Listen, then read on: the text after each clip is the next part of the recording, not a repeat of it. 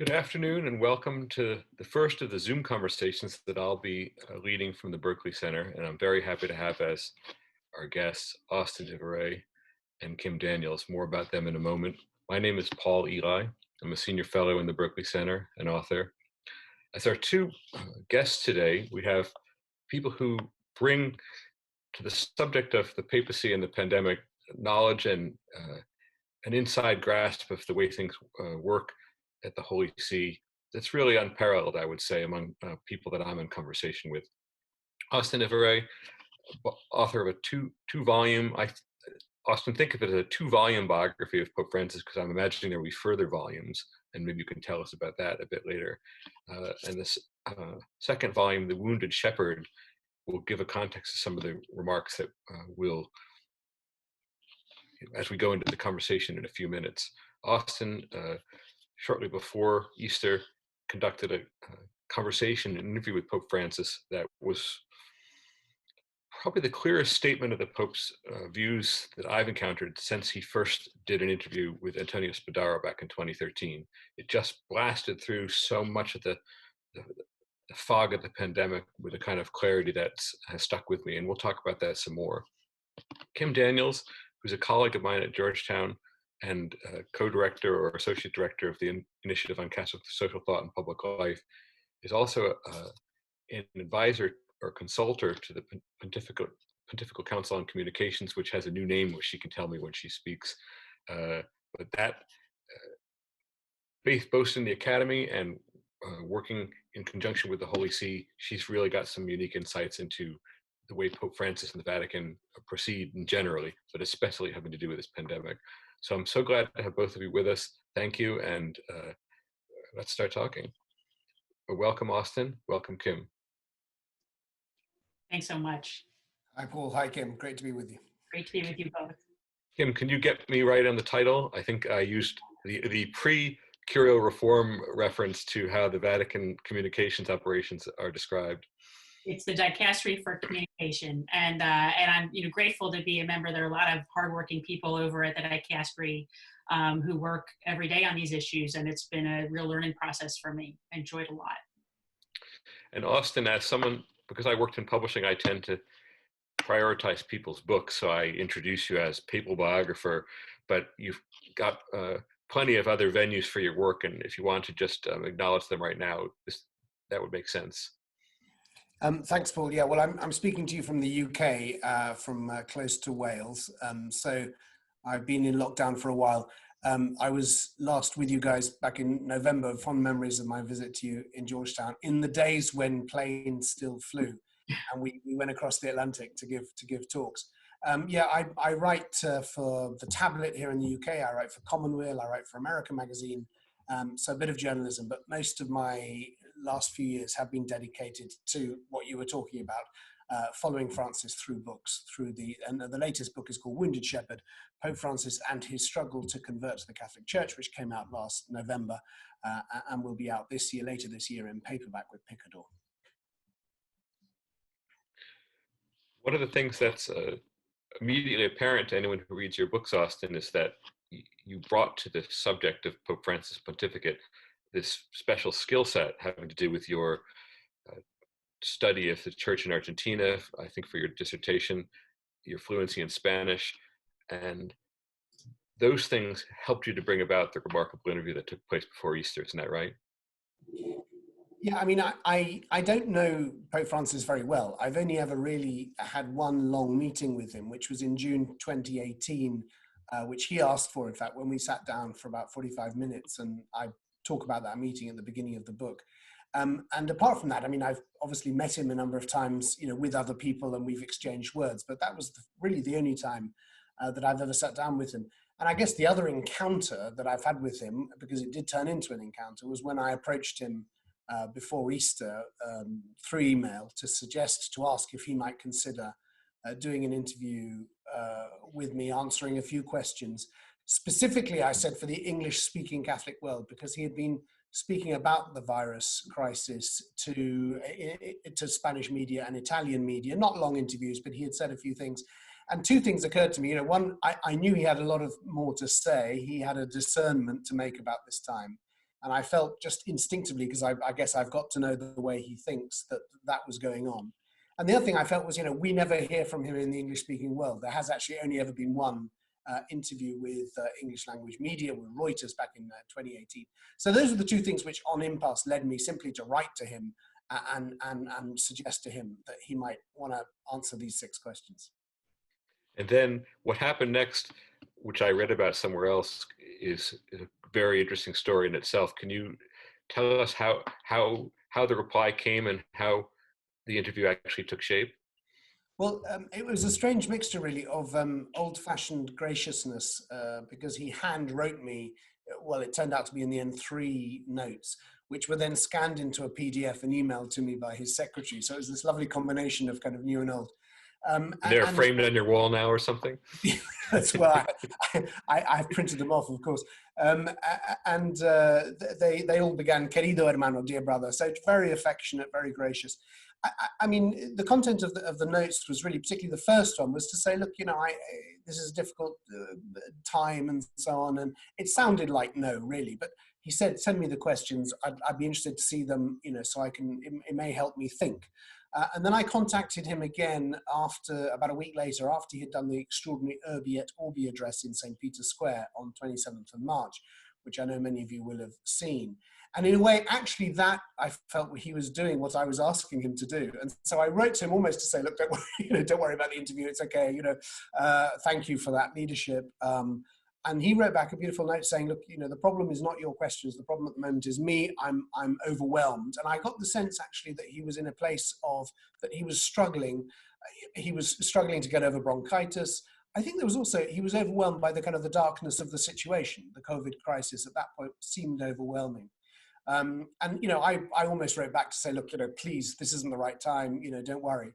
And then got a call a few days later, so this is on the 4th of April, from his secretary to say, the Holy Father has, would it be all right if the Holy Father recorded the answers to your questions and sent it as an audio file? And I said, of course, absolutely delighted, not expecting that what I would get the next day was a 45-minute meditation of, as you were saying, extraordinary depth coming from deep within him. And I think I caught him. I think this was the providence. And I guess because there is a bit of a relationship and a bit of trust there, I think he trusted me with his discernment, which he had reached, I think, partly as a result of reflecting on my questions. And so I think it was providence that I caught him at that moment. And he so generously really gave this to me to do with what I wanted. Thank you. So just to backtrack a bit, so that followed on the Urbi et Orbi message that he gave on the 27th of March, as you mentioned.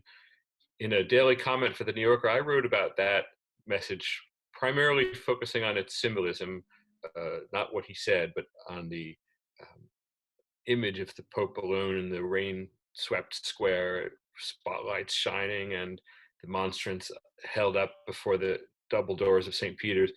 But Kim, just to fill us in, can you give a sense of the message itself and what the central themes were, what he actually said apart from his gestures? Well, I think first of all, I want to say thanks for having me here, Paul, and it's great to be in conversation with both you and Austen. You've both written so well about what's going on in this crisis that we're facing. We're trying at the initiative to do our part to add to that conversation. We've had several dialogues about Catholic social thought and the crisis and about the economic impacts and about how it's affecting young people. And most of all, I've really been watching, as we watch how Pope Francis is responding and how the church is responding, it's just been so powerful to me to see him take the lead as a moral and spiritual leader in the world. And I think it's something that people are called for. You saw it in that moment, as you mentioned, at the Urbi et Orbi, which to my mind is the real drama of the church, right? It's the church in all its fullness, Pope Francis alone there in the square with the rain coming down and the darkness, and him praying there for the world and him bringing forward icons of the church that mean so much to us in terms of making sure that we are praying together in this very physical way that we have, even though we're in this digital virtual world where we can't all be there with him. So I thought that address and that moment, to my mind, was incredibly powerful for the entire church, and a way of bringing us together in his moral and spiritual leadership. I thought Austen's interview was so powerful because what it did was really focus on a lot of the themes that have been there throughout his papacy, and bring them to the forefront. And so he talked about the grace of conversion, and I think that was really the central theme. And we get there through accompaniment of those who are around us, through building community, even in this different way that we have now because we can't be physically together, through remembering the next door saints, he called them, people all around the world who are serving as heroes in this time, from teachers and nurses and doctors and others. But most of all, bringing the poor front and center, and holding that church of the poor, which is the constant theme of his pontificate, front and center, and making sure that they stay with us in our prayer, in our service, throughout our approach and our response to this pandemic. So that's what I see throughout his responses from the beginning. The last thing I'll say is he's also talked about, and I think this is fascinating, he's focused on, in other places during this pandemic, he's focused on the women at the empty tomb. And he's talked about the fact that they know there how to be with others, how to just let things be and accompany others and not be paralyzed by fear. And I think that's the spiritual message throughout all of his efforts to speak to the world that Pope Francis has been focusing on. How do we learn how to love God, love our neighbor, and accompany others in this moment, in our particular place? So from the two of you and what you just said, Austen setting up how the interview came about, and then Kim giving so much of the context of its main themes in terms of his pontificate, there's so many things that I want to say right now. And my first thought is that, to wind back to the Urbi et Orbi message, part of the power of it had to do with the visual symbolism. The Pope is by himself. The setting is means so much to those of us, wound into the narrative of Catholicism. The fact that we're during Lent, and it spoke to Lenten ideas of privation. The Pope's aloneness echoed or emblematized the aloneness of people who are shuttered in. At the same time, and this is what struck me about the interview, Austen, is that those of us who know something of the workings of the Vatican realized how improvised this whole thing was. This is not, they couldn't look back and say, well, a previous Pope did this in such and such a way, or we'll take out the book that we had from last year. It was worked up using familiar bits of Catholic symbolism, but in an unprecedented way. Is that correct, Austen? Yeah, I mean, my understanding is that this was very much his idea, his initiative. I think he very much wrote the homily. You could tell that the homily was completely his. And I think the symbolism, the liturgical drama of it that you wrote about so well in your piece, and I had a piece in Commonweal called The Pope and the Plague, and I began the same way. It was irresistible, wasn't it, as a scene? But it was really, I think, is the kind of the Moses-like nature of his stance. That he's at this time leading God's people through this dark time, and his task as leader is to help to discern the far off horizon, to give us courage to carry on, and to warn us about the obstacles and the temptations on the way, but really to say to us, and this is, I think, the main point of the Urbi et Orbi, to say, this is a time of change and of transformation and of conversion, if we are able to trust that this is all in God's hands. And he had some beautiful lines in that homily, but the image, of course, of Jesus asleep and the disciples who thought they were in charge of the boat, suddenly discovered they're not in charge of the boat because of this terrible storm. And, frustrated that Jesus appears not to care. And this is, I think, the heart of that homily was that, Jesus rebukes them. Do you not know who I am or who God is? And I think is what Francis was saying to us there. That this is a time, we of course, I mean, there's a kind of paradox there. We pray for an end to this, but on the other hand, we also trust that it has a purpose, and that we need to engage with that purpose for it to bear fruit in us. And therefore, that was, I think, he was offering that vital leadership at that vital moment. And I think he decided to do it that way, conscious of his role. It strikes me, and trust me, I'm going to get back to the interview because this is all pointing toward the remarks that he spoke and then sent to you. But two things come to mind. The first is that the image of the disciples, that is the church or the universal church on the storm-tossed sea in a boat, is not unfamiliar in the recent history of the papacy. Basically, this was the image that Cardinal Ratzinger employed in his famous dictatorship of relativism speech that led to his election as Pope after John Paul died. The image there was that the church is a band of true believers being buffeted by the storms of the relativistic world. So then Francis takes this image and I want to say turns it inside out. As he's telling it, that we're all on the boat. We're being buffeted by external events, biological events, the coronavirus, and we together need to trust in the Lord. But without that, the sense of the church against the world that was so central to Benedict Ratzinger's use of the image. Kim, any thoughts on that? Sure. I think this idea of be not afraid, obviously, is a constant through line. Exactly. John Paul used the same image. Thank you.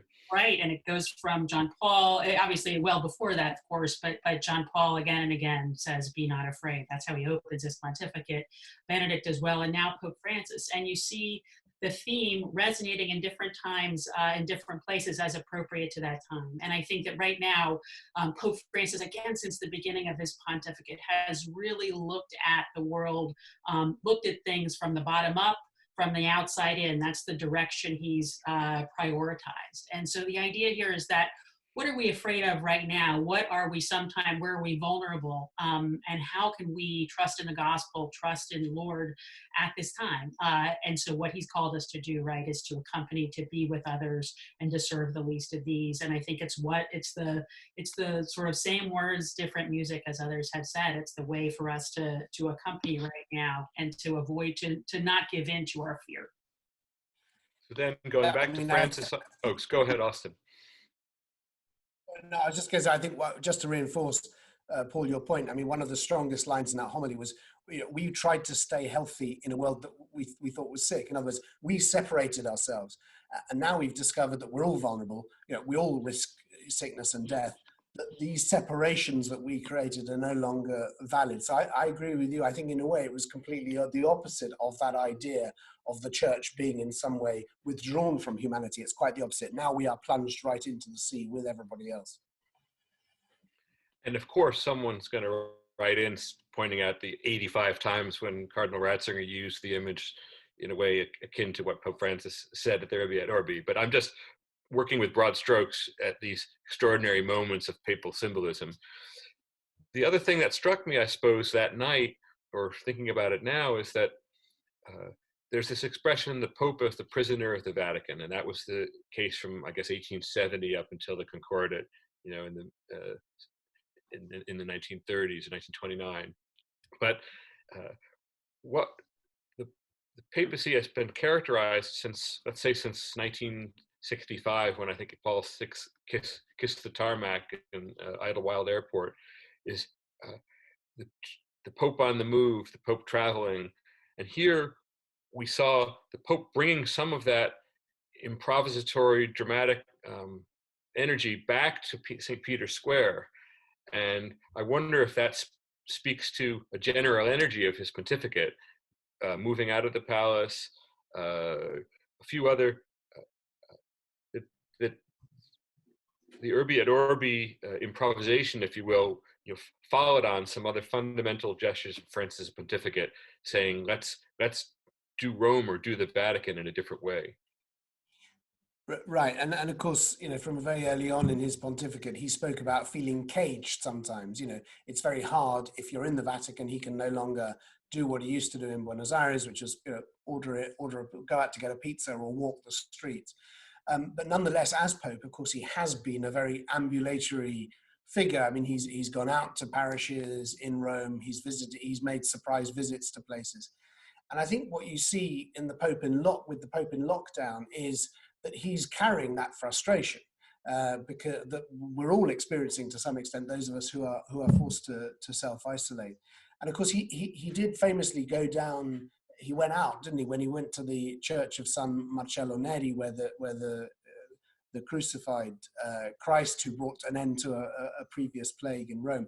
And it was kind of controversial that he went out on the streets at a time of lockdown. So you see him in a way wrestling this, but of course it's very, very poignant, isn't it? Because he is the Pope of the people, to use that cliche, but he is always the Pope with the people, as I say in the book, and characterized, by his extraordinary proximity to the people in the square every Wednesday. It's very hard to imagine Francis without seeing him and part of a crowd, throwing himself in among people. Therefore, to see him in this way, not just alone, but also suffering. If you remember, as he went up the steps, and it's quite a long trek up to the dais in the center of the square, he was having difficulty walking. He suffers from sciatica. Clearly, the sciatica had flared up. And then when he began to speak, he was struggling to catch his breath. It was only a week before he had bronchitis. And so therefore you felt the poignancy, his own frailty, his own vulnerability, as well as his own confinement, were all somehow brought together in that, which I think then made the way he was inviting us to see that God was helping us to break through this. I think it made it all the more poignant. You mentioned when he ventured out to a church in Rome. It's on the Corso in Rome, and to me that spoke to his man of the people quality. It's not a grand street anymore. It's a street that is thronged with shoppers and tourists who are on their way somewhere else. If you're passing on the Corso to Piazza del Popolo, you're just on the way, and it's crowded, and there's a McDonald's nearby, and so that he didn't pick the grandest location. He picked a fairly ordinary, well-traveled street in Rome to get to that particular church. Now, Kim, I've been suggesting all along that this was this improvisatory act, and that it bespeaks some ability on Pope Francis' part to kind of go outside the system. But you're a consultant on communications. Do you know otherwise, or is there a team, or are there other minds that have helped him to figure out what to do in this moment, whether it's streamed masses or going out into the Corso or doing Urbi et Orbi on a dark Friday night in the rain? How is it coming about?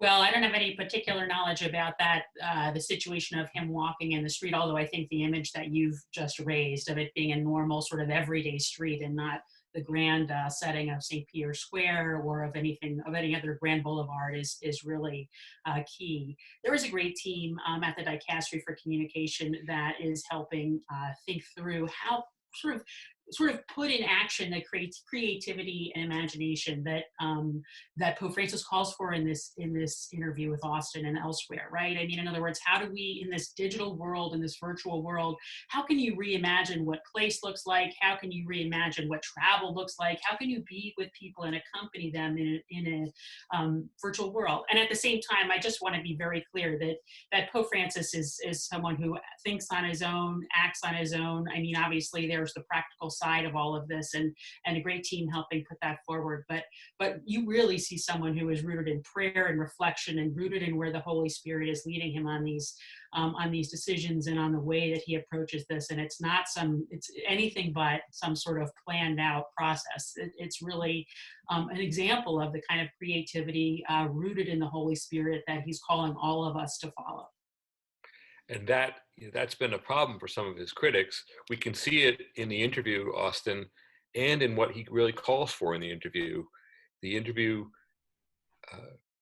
it just felt as if he discerned, prayed, and spoke, and gave you his honest thoughts at that particular moment. And at several points, he came back to this idea of creativity, or the need for the church to live in tension and disorder. And I felt that, to use a fancy word, the interview was an instantiation of that. he was showing us how to live in disorder.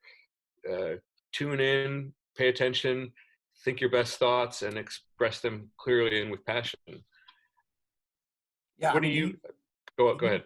Used the word creativity, I think, 7 or 8 times in the interview. Just the first part of what you said there, that he was speaking sort of very spontaneously. I think he was speaking from the heart, but it was clear when listening to the audio file of the interview that he was reading sometimes from notes. In fact, I think most of the answers he had written notes. And I could tell he was reading notes because his voice sort of speeded up, and you know how you do when you sound slightly bored with your own voice. but then at other points of the interview, his voice slows right down. Now, the part which is in many ways the central part of the interview, which is an answer to the fourth question about whether he sees an opportunity for ecological conversion, I use his expression, in this current crisis, and I mentioned, do we have the chance to have, coming from this, a more human and less liquid economy, again, to use his expression. And this elicits from him, said, by far the longest answer, but also the answer where he slows right down. He becomes very, very intense. And I was convinced, listening to him, that this really was coming from a place of prayer. This is, the charismatics talk about being carried by the Spirit. And it really did feel like that to me. And a couple of times he says in that answer, in Spanish, quiero detenerme en este punto. I want to dwell on this point. I want to, it's almost like, just hold this thing. This is really important, and he talks about this is the moment to see the poor.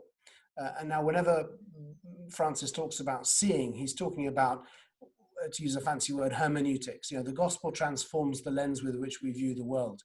And in a way, all conversion involves a change of mindset, a change of view. We start to see the world differently. And he talks about, the poor, we took them for granted. They were part of our daily landscape, but now suddenly we see them, and we have to see them in a whole kind of new way. So I think there are a number of occasions in the interview where he does this, where beyond the ideas and the references and so on in the interview, and it's full of stuff, as you were saying, and full of literary allusions. The same canonical. Virgil, Dostoevsky. Well, interesting, Betrothed. Isn't it? It's the same canonical.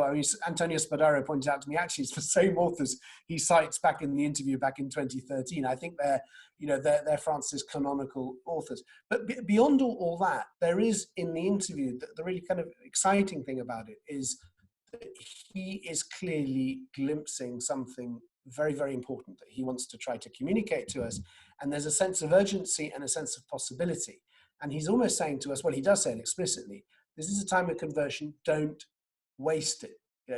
Don't turn this into an anecdote. Don't let this become, oh yeah, the coronavirus, let me tell you my 10 favorite stories from lockdown. No. This is a time of conversion. Make it matter. Go ahead, Kim. Well, I thought, I love talking about sort of the creativity at the heart of the interview and at the heart of Pope Francis's thinking about this crisis right now and how it can lead to conversion. What I loved about that, you talk about Manzoni and Dostoevsky and Virgil and the many references that he has to literature in the interview and that he also gave to Father Spadaro in the 2013 interview. There's this one great line where he's referring to the idiot and he says, that's what we have to do now, to take with us the roots of our traditions and head for the mountains. And that's what his view of creativity in the Holy Spirit is like. It's very much rooted in tradition. It's this conversation moving forward. So this conversation, these great works of literature, this conversation obviously with Catholic tradition, with the gospel, with our tradition of Catholic social thought, which is very dynamic and brings our focus to issues like solidarity and priority for the poor and vulnerable and the equal human dignity of all. And that conversation is where he's rooting this process of conversion for all of us. And I just think it's fascinating. When he made those remarks,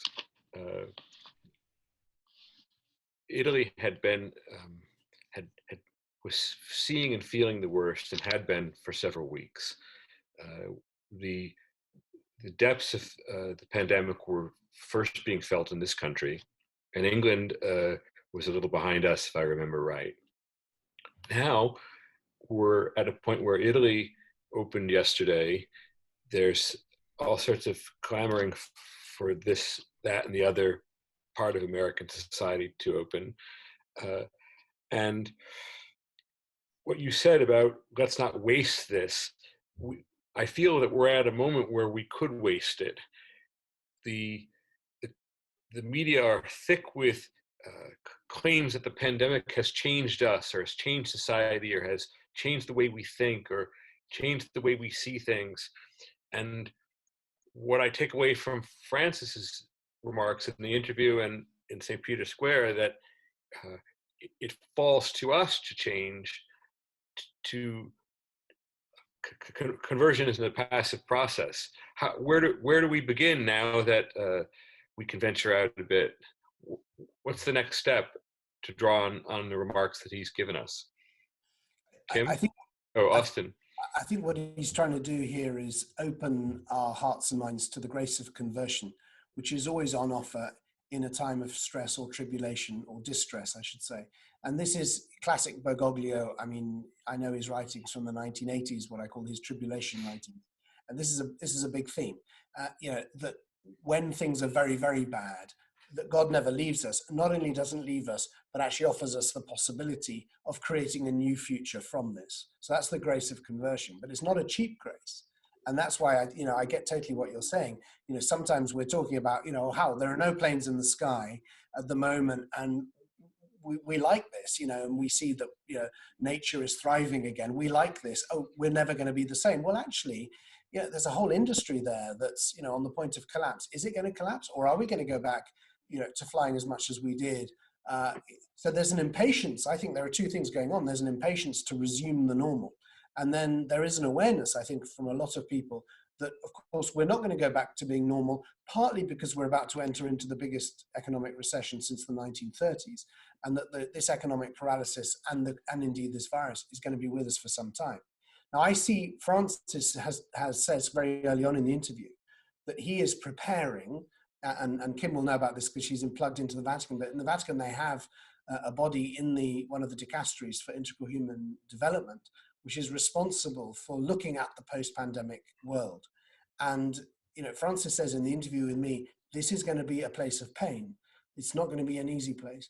So it's almost good. It's calling forth from us. It's going to need us to change. But specifically the church here, it's the acceleration, is it not, of all in ways, the themes of his pontificate and the themes of the change of era which his pontificate seeks to address.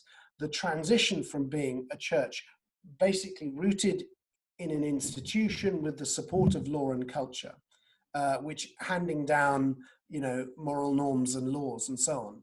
The transition from that neo-Christendom model to the world we now live in, which is fragmented, technocratic, globalized world in which people are not attached to institutions, where faith will no longer be transmitted primarily by Catholic tradition and institutions.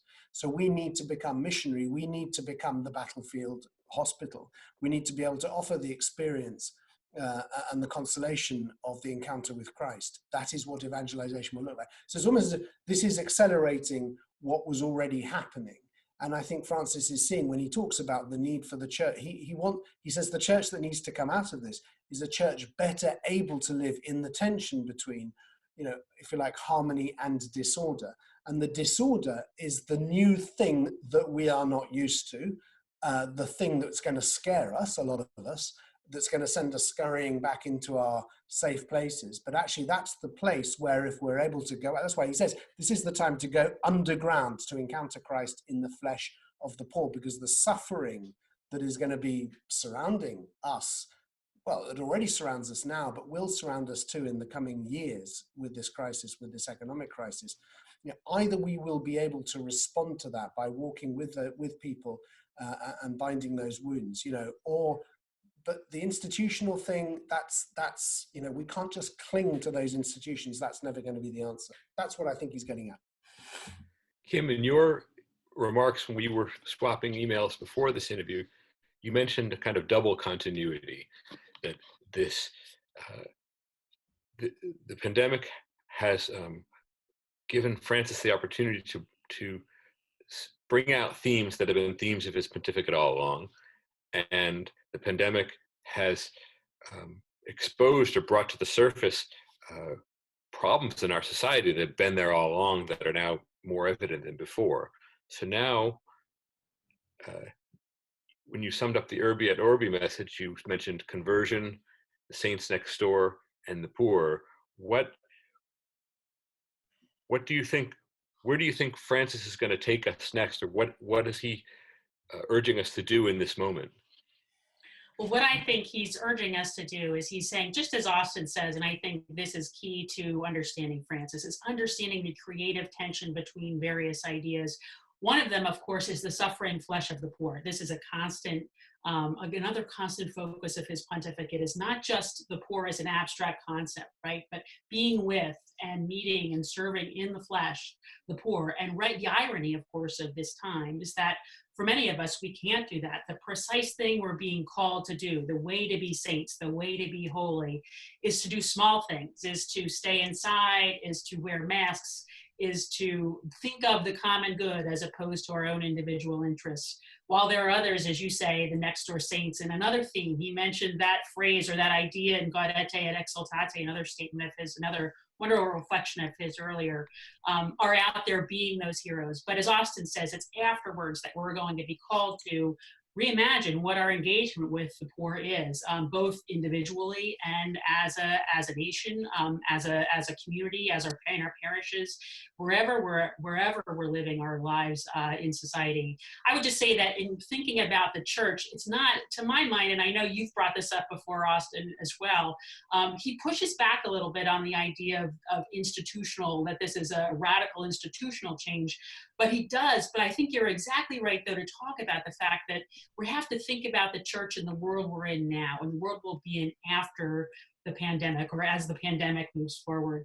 And one thing that's important to remember about that, of course, is that the church has this pervasive global presence in localities and nations around the world, and communities around the world, and is serving people in all of those communities. And I think as much as we focus on Pope Francis's moral and spiritual leadership, which is key, people are just hungry for that. And he is the person right now on the world stage who's providing a voice for the poor and vulnerable, and for those in countries that are going to feel the pandemic in such a disproportionate way. But also we have the church sort of at the bottom up, right? The church around the world in these communities, in our ministries, in our schools, in our hospitals, in our popular movements, that's really acting to serve people on the ground where they are right now. And it's that church which is on the move, even as Francis might not be able to travel as he does normally. That church is really on the move right now. And you see it from service to the poor, service to the sick, to the teachers who show up on our kids' video screens every day, and just are heroes for so many of us.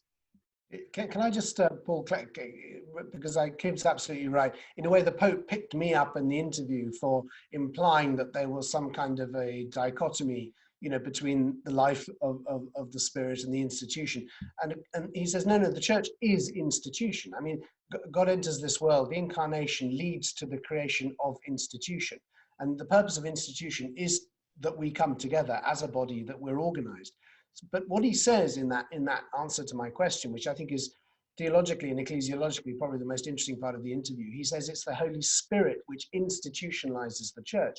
And because it's the Holy Spirit in charge of the church, it's constantly asking us to abandon things which no longer work and take on things which we're going to need to do in the future. Hence the point about creativity and pastoral creativity, because the idea that we simply have, mass at set times and expect people to turn up and everybody will defer to us, that world is going. and I think Bergoglio has never lived through, as far as I know, a pandemic, but he did live through, in 2001, probably the biggest economic collapse of any Western country in my lifetime. Argentina had 60% unemployment, the supermarket shelves were empty. It was a radical economic crisis. And his response as Archbishop of Buenos Aires was to mobilize the church in a whole series of completely new ways, so that it had a presence on every street corner. And ask any Argentine how they lived through the 2001-2002 crisis, and they will say, if it wasn't for the church, I might not have made it. And the way in which the church is now viewed in Argentina is in relation to how it accompanied people during that crisis. And I think he thinks, and this is my supposition here, that this is the world that's coming now, that the church needs, that's what he means by be ready for the new thing and be ready to be creative and to be open and embrace what the Holy Spirit is asking us to do in response now to the new needs of this time. So I'm, of course, absolutely with him on that. And I'm heartened if it's as you say, Kim, and the church is on the move in the way that Francis has urged it to be all along, and especially in this moment. And yet, I have to wonder, I mean, the line outside Catholic Charities in Corona, Queens is a mile long, the time that I saw it on video a week or two ago. But we meet at the same time, many of the institutional leaders of the church in this country, the Catholic bishops, have made it a priority in, say, calls with President Trump and Attorney General Barr to discuss First Amendment issues of freedom of worship, leaving aside questions of the poor, of the homeless, of migrants, of people who have been diminished by death or unemployment. All those things which seem basic to Francis's conception of the church seem, let me say, alien to the conception of this moment that is enunciated by people like Cardinal Timothy Dolan. Is Pope Francis getting through even to the bishops, or is this just a notion of the field hospital church that we're not going to actually see in reality as things open up? We're just going to see churches welcoming people back to worship. Is it really going to take hold? Well, I think the church in the U.S., the kind of dichotomy between the field hospital church and the church you describe, I think is a little bit, to my mind, a little bit too black and white. To my mind, you really do see here in the U.S. and around the world the church acting as a field hospital, whether it be in Corona, Queens, outside Catholic Charities with that line that's a mile long, or in our hospitals or schools, but also in places like at the border. And for instance, you see Hope Border Institute, for instance, with bishops, with local leaders, with Catholic ministries, both in the US and across the border as well, came together for a statement that talked about how we serve migrants and refugees, and more importantly, an action plan for how we do that. It was so interesting to me because it involved bishops, it involved cross borders, it involved people who are working on the ground in so many ways. And that to me is a real example of the church as field hospital. Also, I would say that for the field hospital work, at the end of the day, we do need religious liberty protections for that to happen. I mean, that's what protects the field hospital from being able to operate according to our deeply held beliefs. And at the same time, I just have to say, that's what makes it so dangerous to weaponize an important issue like religious liberty, just a fundamental issue for our practice, and to make it into a political and partisan issue.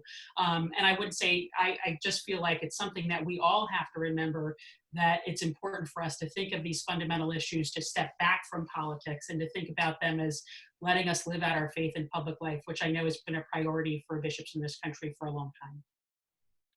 There's a question from a viewer. I think this is for you, Austen, because it refers to the interview. In the interview, Pope Francis suggests that we must save ourselves for better times. That's an allusion to Virgil. Does this mean that we must be actively planning our collective response now?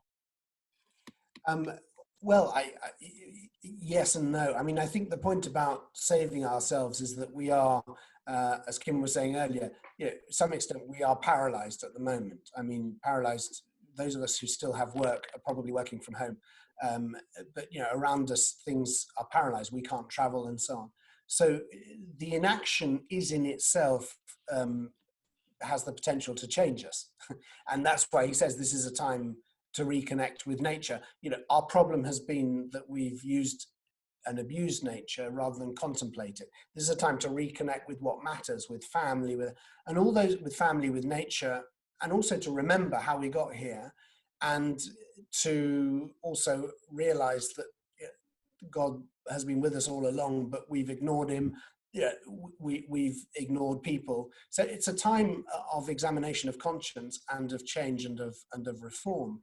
And if we're able to do that, if we're able to grasp that nettle, then that is what will change the future. That is what will change us afterwards. So looking after ourselves, as I understand it, means that. It means taking care of what matters, the human, the frailty, the vulnerable, the relationships. Those are the things that need nurturing at this time. And if we can do that, then better times will come. So in the interview, you mentioned that passage about the church is institution, Pope Francis said. It's a very powerful statement in itself, and also because it challenges the common language of a lot of progressive church people on the left, which have imagined a need to break down the institutional church, and institutional is used as a pejorative adjective. So what Francis goes on to say is that the process, and the process you suggested is led by the Holy Spirit, is that over time, certain aspects of the church are deinstitutionalized when they're seen as no longer essential or must be, and others are institutionalized as they emerge as essential. So let me put the question to both of you point blank, and then I'm going to talk for a minute what you think. What is for you, Austen, and for you, Kim, we're talking about change in the church. Specifically, what is the aspect of the church that must be deinstitutionalized on the other side of this pandemic? And what's the aspect of the church that is insufficiently institutionalized now and must be institutionalized going forward? The reason I ask, and here I'm going to talk for a moment what you think, is that I think that whether or not we recognize it, the church, while claiming to be crisis averse, has actually thrived on crisis. When you take the crisis, as it's so called, of priestly sexual abuse and episcopal cover-up, I wrote a piece about that for the New Yorker last year, and in the course of reporting and writing the piece, I found that the church has used the language of crisis to defer real long-term change and action. It's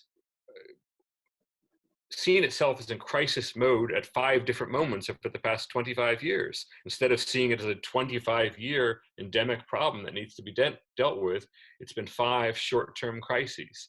So the language of crisis, although it has a certain urgency, I think if you look at the crisis of priestly sexual abuse and episcopal cover-up, has served to postpone a real change or to cover up necessary change. So with that in mind, of course, the pandemic is a crisis in a sense, but let's try to look at that moment beyond the pandemic. Kim, what is the aspect of the church that should be deinstitutionalized post-pandemic, and what's the aspect of the church that needs institutionalizing? Let me start with the second first. What needs institutionalizing? And I'm really glad that you brought up the abuse crisis because it's key. What needs institutionalizing in our church right now is, first of all, to be a listening church in a really more robust way. And that's Sam Sawyer in an America article about the topic you were describing earlier, talked about pastors needing to focus on listening to the church and listening to people. And I think institutionalizing that listening, making it more than simply making it more robust than it is right now is very key. And that means things like responding to taking responsibility for the various shortfalls and gross failings that the church has engaged in over the years, regard to the abuse crisis, but elsewhere. It means transparency, it means accountability. Most of all, it means bringing in underrepresented voices and listening to them. And so those are things that I think we need to institutionalize in our church in a new way. In terms of deinstitutionalizing, I'll speak from, there are a lot of ways, a lot of things we could talk about. I'll speak about one thing I know, and that's communication. I feel like we are, the church is in many ways the world's preeminent network of networks. So we have this communication vertically from the top down, but also importantly from the bottom up, and also horizontally between the church in different countries and its ministries and its people. And to my mind, it's deinstitutionalizing that communication and having Catholics around the world interact with people and engage with people in various places, gets to that globalization of the church and that creative movement forward that Austen was talking about earlier. Thank you. Austen? Yeah, well, I think the main thing that needs to be deinstitutionalized is the institutional mentality, which lies, of course, behind the abuse crisis, which is to say that the institution has become, for many, the obsessive focus of their concern, their energies, their time. Maintaining institutions, protecting them, ensuring power alliances to sustain them. The focus of institutions is not institutions. Church institutions must be focused on Christ and focused on the humanity which those institutions are created to serve. So in a way, that's what I think the deinstitutionalization is the mentality. We're at the moment experiencing, because of we can't go to mass and we're watching liturgies on Zoom and so on. In a strange way, even though this is not normal, and the Pope, by the way, made clear the other day in mass, this is a temporary situation. This isn't some new church which is emerging from this. That would be a Gnostic church. No, the church is the people of God physically together, present around the altar with their pastor, corporate, physically present. That is the church, and that will continue to be the church. But I think it's important that we are at the moment experiencing webs of connectivity or connection as a people of God that transcend our physical togetherness, in a liturgy once a week. Now, for some people, that's been deeply traumatic, and indeed, I suspect there are people who will never go back to church because, in fact, their habit has been.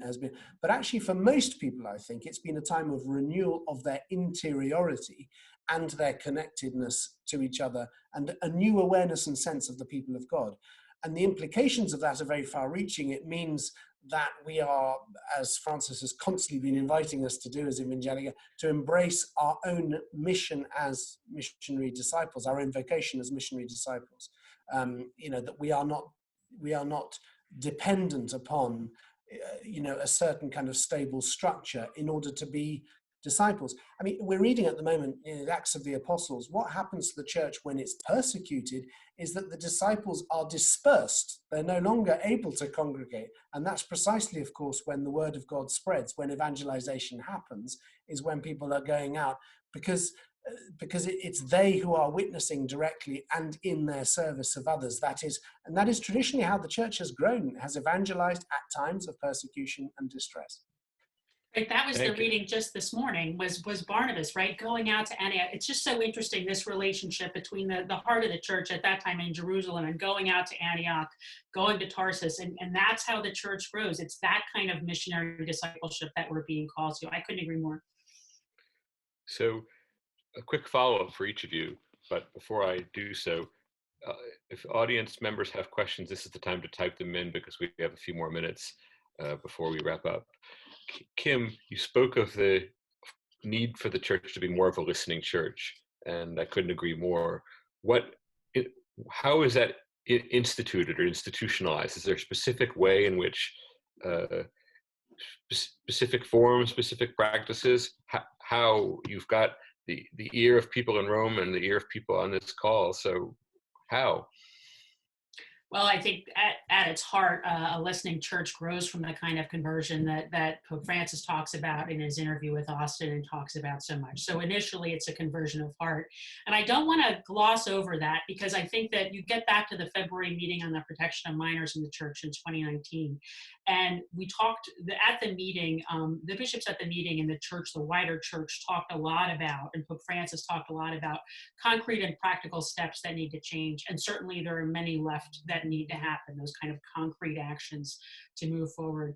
But Pope Francis again and again made sure that he rooted that in this idea of a conversion of heart, because he kept saying, you can put words down on paper, you can change processes, you can change structures, but if you don't have a conversion of heart, if you don't understand why, and if you don't root that change in the Holy Spirit and in your own conversion, then it'll never take hold. And so to my mind, I know that I don't want to gloss over that fact. Now, in terms of listening in a very practical way, there are all sorts of ways we can improve the ability of the church to listen to folks on the ground, and the ability of people to communicate across different church structures. There are lots of groups working on those things. The Leadership Roundtable is one that works on the kind of nuts and bolts steps of, in particular, bringing in lay people, bringing in women, bringing in people of color into these conversations, because we know that listening happens better. We know that decision-making happens better when you have a diversity of people in the conversation. Thank you.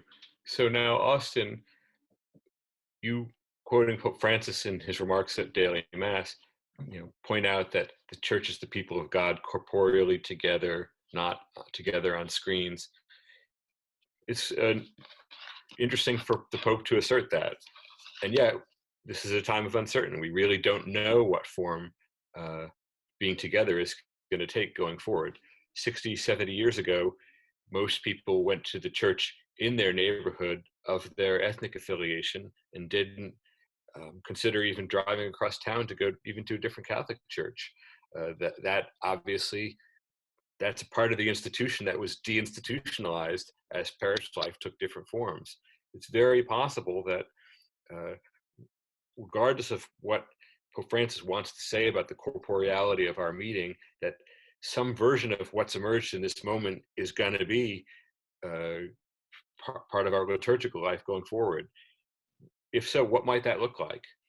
Yes, and not just liturgical life, but indeed the way we teach, the way we witness.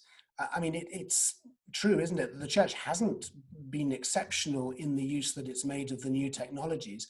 And anecdotally, and I'm sure you know, your parish priest goes, "Oh, I've had to learn how to use Zoom, and I've done my first Skype webinar with my parishioners."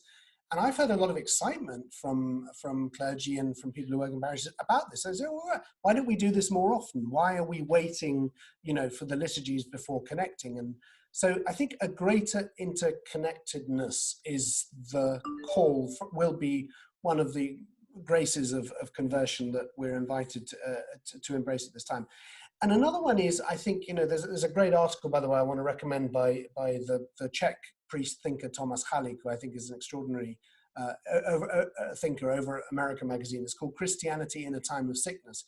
And he says there that the empty churches, in a way, kind of stand as a symbol, a rather frightening symbol perhaps, of what we all know to be true, which is that in large parts of the Western world, the church is pretty dead. It feels dead. It feels moribund. And so the question is, where is the Easter question? Where is the new life being reborn? And he says, to put it in biblical terms, where is Galilee? Jesus says, "I will meet you in Galilee." Where is Galilee? He says Galilee is the place of the seekers.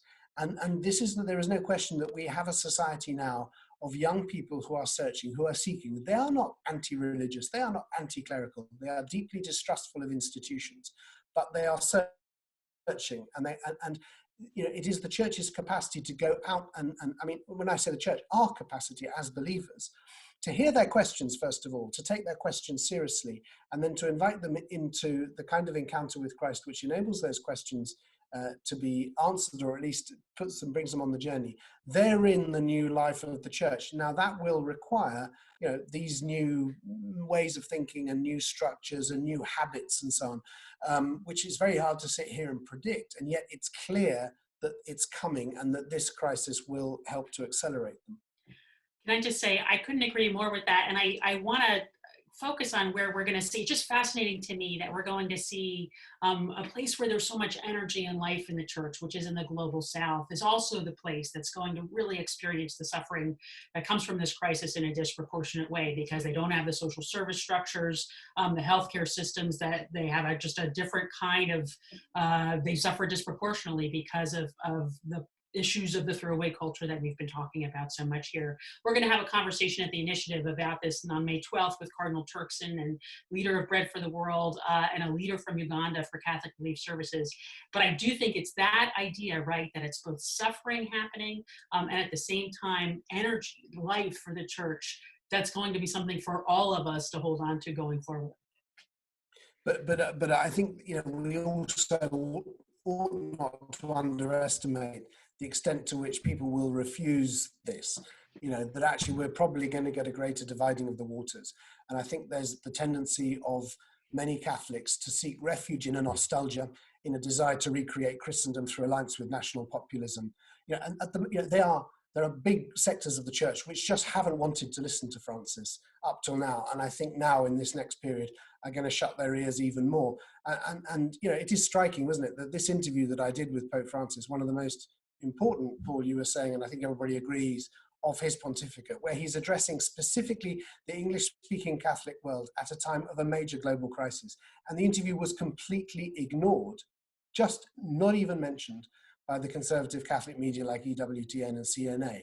And I say this not out of any sense of grievance, but to remind us that there is an extraordinary capacity simply to close our ears to the spiritual guidance which the Pope is offering us at this time. And therefore, I'm not saying any of this stuff that we're talking about, the invitation of conversion, the grace and so on, it's all there, but I think it's a battle, and there will be a lot of resistance, and there will also be people who I think will be open to these new things. Thank you. There's a number of hanging questions in the Q&A section, and a number of them have to do with what it would mean to deinstitutionalize the church. And I would encourage the people who've posed those questions to tune in to the conversation that's taking place next week. Kim, Cardinal Turkson, and a couple of other participants. Kim, can you tell viewers the details of that? Sure. It's actually, it's going to be my colleague, John Carr, Cardinal Turkson, who is, as Paul mentioned earlier, or Austen, I'm not sure, leading the Pope's efforts, the Pope's Commission to respond to the COVID-19 crisis. David Beckman, who is the head of Bread for the World, one of the leading international agencies helping people around the world facing this kind of a crisis. And then Haiti Diaz, who is a CRS leader in Uganda, who's going to talk about what it's like on the front lines. That's 11 o'clock next Tuesday, May 12th at the Initiative's website. I'd like to point things outward a bit and then wrap up. There's a question from a colleague, and you both will know specifically yes or no to this. It's now Ramadan. When Attorney General Barr was on the phone with faith leaders shortly after Ramadan began, he conspicuously made no mention of Ramadan. He mentioned Christian, Easter and Holy Week in the Easter season, and he mentioned Passover. No mention of Muslims at all. But there's been talk that Francis would establish or undertake a day of prayer and fasting next week, in which Christians would join with Muslims during Ramadan in prayer and fasting. Is there anything that you know about that and whether it might take place? Either of you? I'm afraid I don't know. I think I saw something this morning about Pope Francis and the head of the UN. There was something about that, but I don't know the details about it.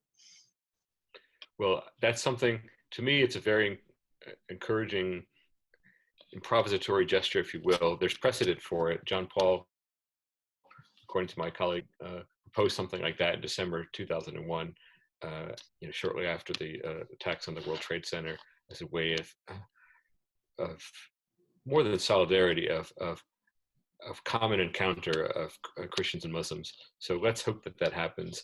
Meanwhile, thank you so much to both of you, and thanks to all present in the audience who sent in questions.